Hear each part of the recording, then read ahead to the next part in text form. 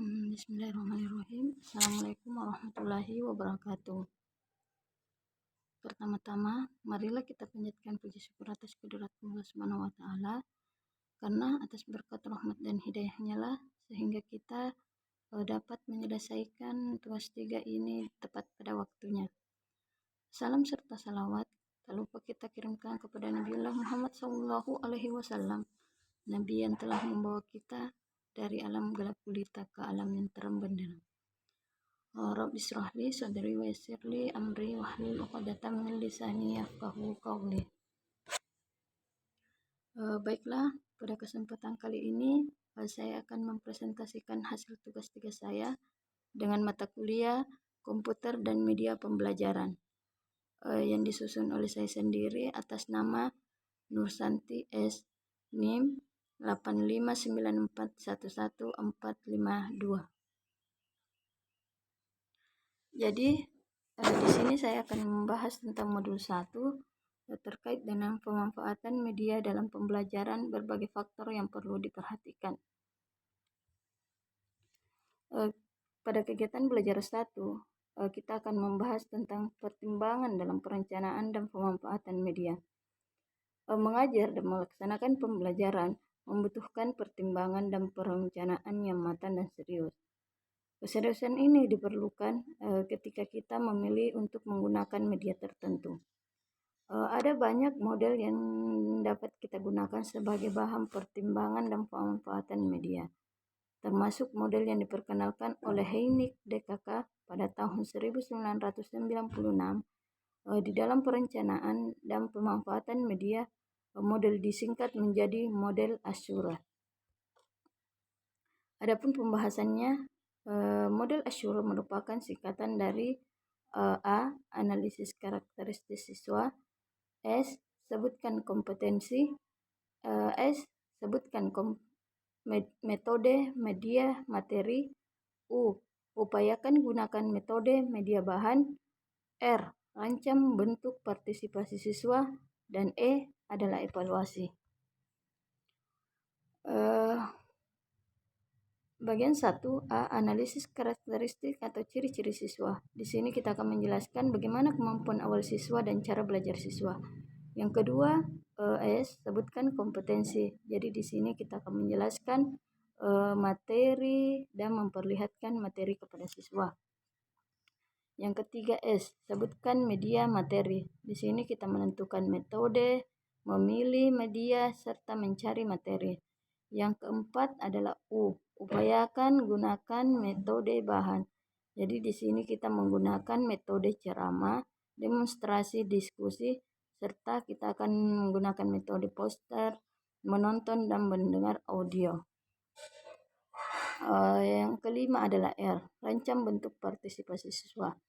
Di sini kita melibatkan siswa secara aktif dengan menyiapkan bahan yang akan disajikan, siapkan kelas, siapkan siswa, dan berikan pengalaman belajar yang sesuai. Yang keenam adalah E. Evaluasi. Jadi di sini kita akan mengevaluasi hasil belajar dan media dan metode pembelajaran yang kita lakukan di dalam suatu pembelajaran. Selanjutnya adalah kegiatan belajar 2. Kita akan membahas tentang pemanfaatan media sebagai bagian terpadu dalam organisasi sekolah. Dalam menjalankan fungsinya sebagai satuan pendidikan, suatu sekolah perlu membuat perencanaan proses pembelajaran, pelaksanaan proses pembelajaran, penilaian hasil pembelajaran, dan pengawasan proses pembelajaran. Untuk memanfaatkan sumber belajar dan media pembelajaran sangat dibutuhkan dukungan pihak lain dalam sekolah, terutama kepala sekolah dan guru-guru. Kepala sekolah perlu mengelola berbagai aspek di sekolah, termasuk membantu para guru yang mempunyai berbagai gagasan untuk memperbaiki mutu proses pembelajaran di kelas. Sebagai pengelola, kepala sekolah harus memiliki kemampuan lebih dari guru-guru yang dipimpinnya, terutama karena ia harus menjalankan berbagai fungsi. Adapun fungsi dari kepala sekolah, yang pertama bahwa kepala sekolah itu sebagai pendidik. Di sini kepala sekolah pada dasarnya adalah tetap seorang pendidik yang harus mampu menjalankan tugas seperti seorang guru dalam mendidik siswa dan guru yang menjadi tanggung jawabnya. Yang kedua, bahwa kepala sekolah memiliki fungsi sebagai manajer. Jadi sebagai manajer, kepala sekolah itu sebagai pengelola kegiatan sekolah, mulai dari kegiatan perencanaan program sekolah, pelaksanaan sampai evaluasi kegiatan sekolah. Yang ketiga adalah bahwa kepala sekolah itu sebagai administrator, dia sebagai pengelola sistem administrasi sekolah, mulai sumber daya manusia, keuangan, dan sarana serta prasarana di sekolah. Yang keempat, kepala sekolah sebagai supervisor, bahwa ia sebagai pengawas pelaksanaan seluruh kegiatan di sekolah. Yang kelima adalah inovator, bahwa kepala sekolah itu sebagai pencipta ide atau gagasan baru untuk memajukan sekolahnya. Yang keenam adalah motivator, bahwa kepala sekolah itu sebagai pendorong semangat kerja setiap anggota dalam organisasi sekolah agar dapat bekerja dengan sebaik-baiknya. Adapun pertimbangan dalam pemanfaatan media oleh sekolah, yang pertama adalah akses, yaitu merujuk pada mudah tidaknya sebuah media yang dijangkau. Yang kedua adalah biaya. Ini berkaitan dengan biaya yang diperlukan untuk menggunakan suatu media. Yang ketiga adalah teaching, mampu membelajarkan. Ini berhubungan dengan kemampuan menyampaikan sebuah media tertentu. Yang keempat adalah interactivity dan friendly, atau interaksi dan ramah. Ini berkaitan dengan tingkat kemudahan penggunaan suatu media oleh guru dan siswa. Yang kelima adalah organizational issues, atau masalah organisasi di sekolah.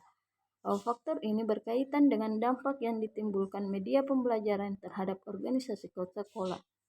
Yang keenam adalah novelty, kebaruan.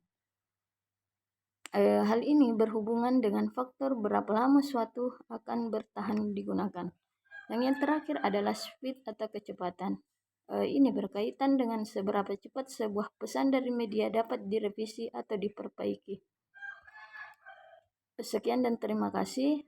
Itulah hasil presentasi saya mengenai tugas 3 mata kuliah komputer dan media pembelajaran. Saya ucapkan mohon maaf atas segala kekurangannya. Wassalamualaikum warahmatullahi wabarakatuh.